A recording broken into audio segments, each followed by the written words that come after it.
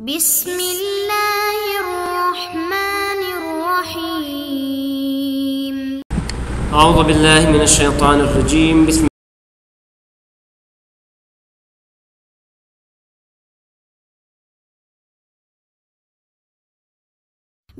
اللہ الرحمن الرحیم اعوذ باللہ من الشیطان الرجیم چونکہ انسان اس میں تصرف نہیں کر سکتا، تو اس سلسلے میں 10 صورتیں بیان کی تھیں وقف محبت کی جناب مصنف نے، اور ان 10 صورتوں کا حکم انہوں نے بیان کیا تھا۔ اس کے بعد وقف منقطع،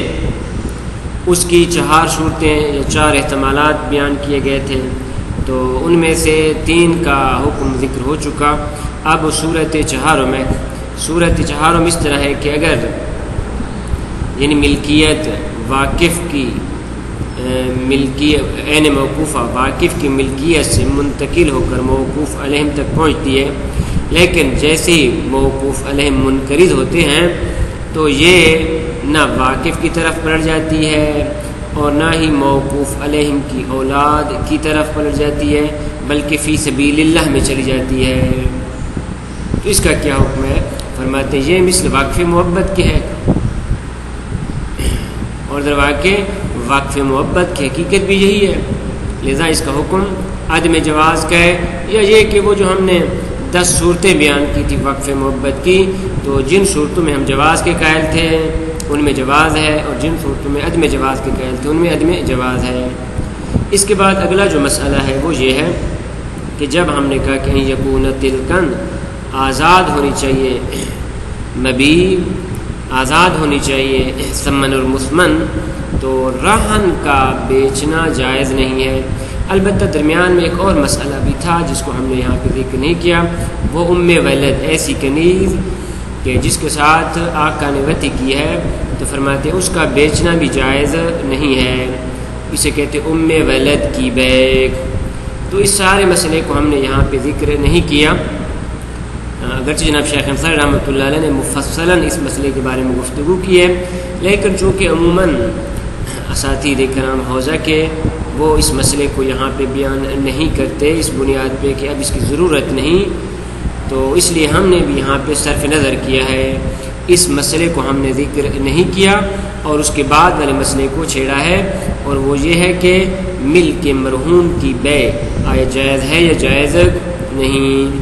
تو اس سلسلے میں فرماتے ہیں فقہاء کے درمیان اختلاف ہے، بعض نے اجماع ذکر کیا اور روایات کو بھی ذکر کیا ہے کہ اس کا بیچنا جائز نہیں ہے، اور یہاں پہ ہم جناب شیخ انصاری رحمۃ اللہ علیہ کے نظریے کو بیان کرتے ہیں۔ الوقف المنقطع وعلی الرابع، چوتھی صورت میں یا چوتھے احتمال میں، چوتھا احتمال یہ ہوا کہ اگر موقوف علیہ منقرض ہو جائیں تو یہ عین موقوفہ فی سبیل اللہ میں چلی جائے گی، تو فالظاہر ان حکم الوقف المعبد، تو ظاہر یہ ہے کہ اس کا حکم مثل وقف محبت کے، کما صر بھی المحقق الثانی، جیسے کہ محقق ثانی رحمۃ اللہ علیہ نے جامع المقاصد میں اس کو ذکر کیا ہے، علامہ حقیانو، جیسے کہ ان سے حکایت کیا گیا۔ دلیل کیا ہے کہ حکم محبت میں چلی جائے گی یہ چوتھی صورت؟ لأنہ حقیقتاً وقف معبد، کیونکہ یہ چوتھی قسم حقیقت میں وقف معبد ہی ہے، کما مثلا کس طرح کما لو سرّ بکونہ فی سبیل اللہ بعد انقراض الموقوف علیہ الخاص، مثلا واقف اگر بصراحت یہ کہتا ہے کہ اگر یہ موقوف علیہم موجودین اگر منقرض ہو جائیں تو یہ چیز فی سبیل اللہ میں چلی جائے گی، تو یہ وقف محبت ہی ہے۔ یہاں تک مسئلہ چونکہ آسان ہے لہذا جناب مصنف نے زیادہ وضاحت نہیں فرمائی۔ اس کے بعد پھر فرماتے ہیں ثم ان ما ذکرنا فی حکم الوقف المنقطع، یہ جو ابھی ہم نے وقف منقطع کی 4 صورتیں بیان کی ہیں اور ہر ایک کا حکم علیحدہ ذکر کیا ہے، فرماتے ہیں یہ اس صورت میں ہے کہ یہ وقف منقطع ایسی باطن اور ایسی نسل کے لیے ہو کہ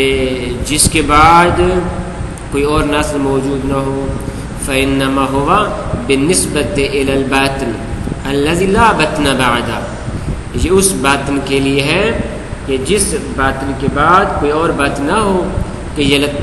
یتلقى الملک من الواقف، کہ وہ بطن بعدی وہ واقف سے اس کی ملکیت لے لے۔ اما حکم بیع بعض البطون ما وجود من بعدهم، فرماتے اگر سچویشن یہ نہ ہو بلکہ اس طرح ہو کہ دوسری بطون بھی موجود ہیں، یہ اس صورت میں ہے کہ جب واقف نے اس طرح واقف کیا ہو کہ جو موجودہ باطن ہے ان پر بھی ہم واقف کر رہے ہیں اور ان کی جو لاحق بطون ہیں ان پر بھی ہم واقف کر رہے ہیں، تو اس صورت میں اگر بعض بطون باقی ہیں تو فرماتے ہیں اس صورت میں تفصیل ہے، وَأَمَّا حُكْمُ بَيْعِ بَعْضِ الْبُطُونِ مَا وَجُودِ مَن بَعْدَهُمْ، فرماتے اگر بعض بطون بیچ رہی ہیں عین موقوفہ کو در حالانکہ ان کے بعد والی نسل موجود ہے، تو اس کا کیا حکم ہے؟ فرماتے فَإِن قُلْنَا بِعَدْمِ تَمَلُّكِهِمْ لِلْمُنْكَتِعِ، فرماتے یہاں پہ ہم دیکھیں گے آپ کس نظریے کی قائل ہے، اگر ہم اس نظریے کے قائل ہو جائیں کہ یہ بعد والی بطون مالک نہیں بنے گی تو فَهُوَ كَمَا تَقَدَّمَ، تو اس کی وہی 4 صورتیں جو ہم نے اوپر پیش کی ہیں۔ وَأَمَّا عَلَىٰ تَقْدِيرِ الْقَوْلِ بِمِلْكِهِمْ، اگر آپ یہ کہیں کہ یہ جو بطون بعدی ہیں یہ مالک بن جائیں گی تو فَحُكْمُ بَيْعُ غَيْرِ الْأَخِيرِ مِنَ الْبُطُونِ، تو اس صورت میں آخری بطن کے علاوہ باقی جو بطون ہیں ان کا حکم مثل وقف معبد کے ہو جائے گا، حکم بیع بعض البطون فی الوقف المعبد، جس نے وقف معبد تھا ان میں بعض بطون اپنی چیز کو بیچنا چاہتی ہیں، تو اس کی تفصیل پہلے گزر چکی، فرماتے ہیں یہاں پر بھی ایسے ہی ہوگا، اذا فیشترک معه فی المن فی الصور التي منعنا، تو بس یہ صورت جو بھی ہم نے پیش کی ہے فرماتے یہ مثل وقف معبد کی ہو جائے گی، اور وہ تمام صورتیں جہاں پہ ہم نے عدم جواز کا فتویٰ دیا ہے تو یہاں پر بھی وہی ہمارے عدم جواز کا فتویٰ چلے گا۔ وفی الجواز فی الصور التي جوزنا، اور جن صورتوں میں ہم نے کہا کہ بیع جائز ہے تو اس میں بھی یہ تو یہاں پر بھی کہ بیع جائز ہوگی، کیوں؟ یہ اشتراک دلیل المنع، کیونکہ ممنوعیت کی دلیل دونوں میں مشترک ہے، چاہے وقف معبد ہو چاہے اس طرح کا وقف ہو۔ وَيَشْتَرِكَانِ أَيْضًا فِي حُكْمِ الثَّمَنِ بَعْدَ الْبَيْعِ، اور اسی طرح جس طرح ہم نے وہاں پہ ذکر کیا تھا کہ بالآخر اگر جواز موجود ہے اس کو بیچنے کا تو اس کی جو قیمت ہے وہ تمام کے لیے مشترک ہے، فرماتے یہاں پر بھی یہ حکم ہوگا۔ اس کے بعد اگلا جو مسئلہ پیش کر رہے ہیں وہ ہے وَمِنْ أَسْبَابِ خُرُوجِ الْمِلْكِ ان کونہ تلکن کونہ مرہونن، البتہ عرض کی کہ اس مسئلے سے پہلے ایک مفصل مسئلہ اور ہے،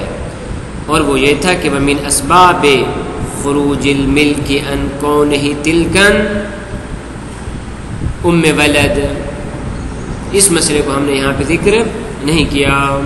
اس وجہ سے کہ اب ضرورت نہیں، ام ولد کنیز موجود نہیں تاکہ اس کے بارے میں مفصل بات کی جائے،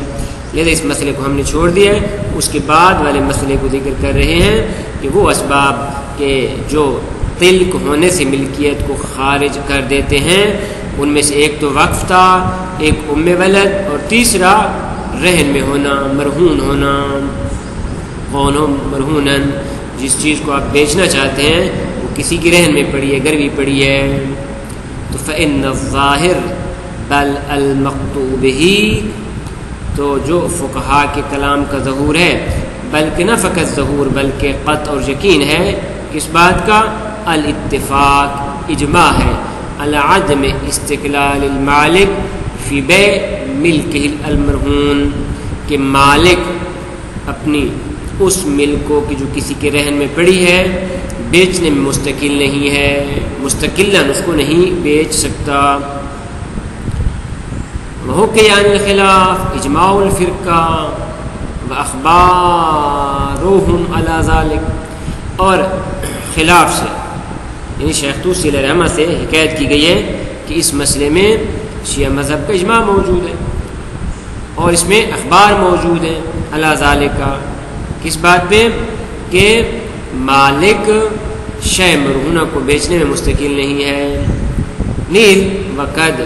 حق الاجماع عن غیرہ، جناب شیخ طوسی علیہ الرحمہ نے ایک تو خود اپنا اجماع ذکر کیا ہے، اجماع محصل، اور اس کے علاوہ اپنے غیر سے بھی اجماع کو نقل کیا ہے. بس ہم اجماع محصل، ہم اجماع منقول ان کی طرف سے نقل ہوا ہے بیان المختلف. اور اس طرح صاحب مختلف نے فرمایا فی باب تزویج الامہ المرہونہ،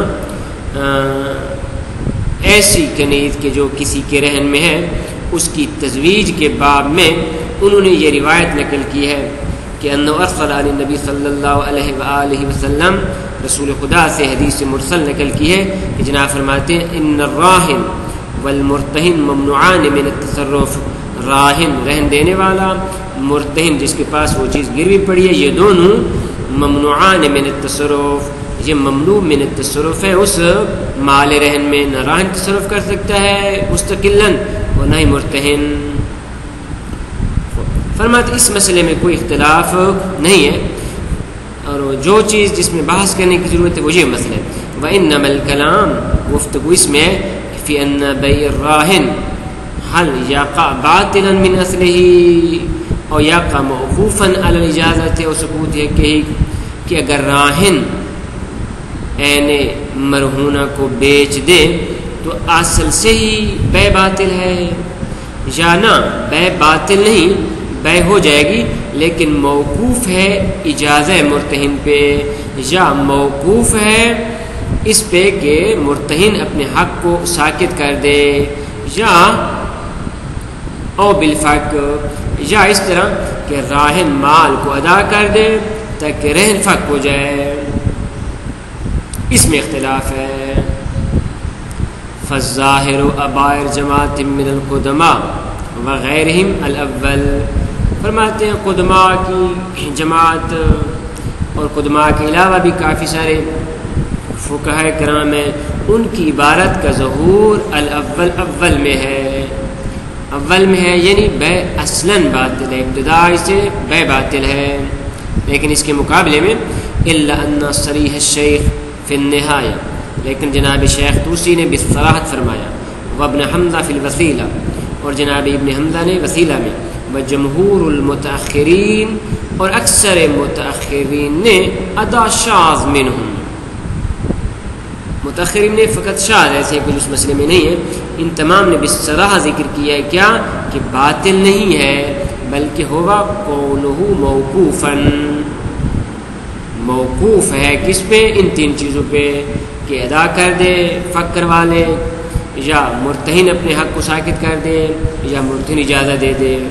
اس صورت میں بیع صحیح ہو جائے گی. اور شیخ انصاری رحمۃ اللہ علیہ فرماتے ہیں وہو ہمارے نزدیک بھی یہی متاخرین والا قول کبھی ہے. دلیل کیا ہے ان کی؟ دلیل عمومات، عمومات ہے ہمارے پاس، المؤمنون عند شروطہم اوفوا بالعقود، یہ سارے کے سارے عمومات کے جو باب بیع میں ذکر کیے جاتے ہیں سلیمہ المخصص، اور ان کے بارے میں کوئی مخصص بھی موجود نہیں. اگر آپ یہاں پہ یہ کہیں کہ وہ جو اخباروں پر ذکر کی گئی ہیں اور وہ جو اجماع، تو فرماتے ہیں وہ جو معقد اجماع ہے اور وہ جو اخبار ہیں ان کا ظہور اس بات میں ہے کہ راہن مستقل نہیں ہے تصرف میں، نہ یہ کہ بیع باطل ہے. لأن معقد الاجماع والاخبار، اجماع کا معقد یعنی جہاں پہ اجماع منعقد ہو رہا ہے، والاخبار کہ جن اخبار کا ظہور اس میں ہے کہ الممنوع عن التصرف، کہ راہن اور مرتہن مثلا